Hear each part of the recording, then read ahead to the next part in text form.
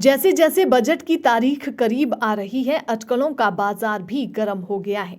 समाज का हर वर्ग अपने अपने हिसाब से बजट से अपनी अपेक्षाओं को जोड़कर देख रहा है। देश के मध्यम वर्ग को इस बार के बजट से ढेर सारी उम्मीदें हैं।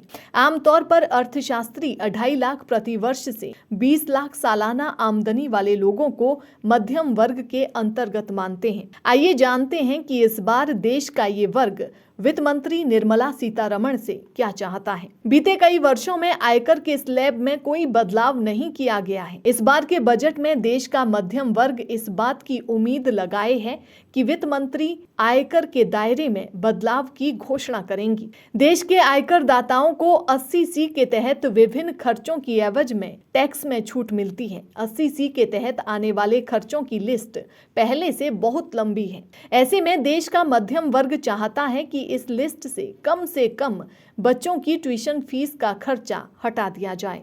देश का मध्यम वर्ग इस बात की उम्मीद कर रहा है कि इस बार के बजट में सरकार स्वास्थ्य बीमा योजनाओं पर मिलने वाली टैक्स छूट में वृद्धि करने का फैसला लेगी।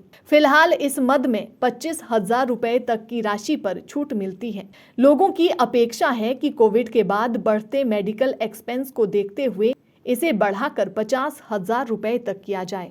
फिलहाल देश में एक खास आय वर्ग के लोगों को आयुष्मान योजना का लाभ मिलता है। इस योजना के तहत केंद्र सरकार की ओर से 5 लाख रुपए तक के मुफ्त इलाज की सुविधा मिलती है। देश के मध्यम वर्ग की अपेक्षा है कि इस बार इस योजना का दायरा बढ़ाया जाए, क्योंकि मध्यम वर्ग में भी कई ऐसे परिवार हैं जिनकी आमदनी महज 2.5 लाख से 5 लाख रुपए सालाना है। वे निजी स्वास्थ्य बीमा योजनाओं का भार उठाने में सक्षम नहीं है। कोरोना संकट के बाद देश में एक बड़ा वर्ग रोजगार की कमी की समस्या से जूझ रहा है। ऐसे में देश का मध्यम वर्ग चाहता है कि सरकार इस बार के बजट में कुछ ऐसी योजनाओं की घोषणा करे जिससे मध्यम वर्ग के परिवारों से आने वाले युवाओं को रोजगार के समुचित अवसर मिल सके। हाल ही में वित्त मंत्री निर्मला सीतारमण ने एक कार्यक्रम के दौरान कहा था कि वे स्वयं मध्यम वर्ग के परिवार से आती हैं, इसीलिए उनका दर्द समझती हैं। मध्यम वर्ग के परिवारों को रोजगार के लिए शहरों का रुख करना पड़ता है। ऐसे में सरकार स्मार्ट सिटी की परिकल्पना को साकार करने पर ध्यान केंद्रित कर रही है, जहां रोजगार के साथ साथ उनके लिए तमाम सुविधाएं मौजूद हों।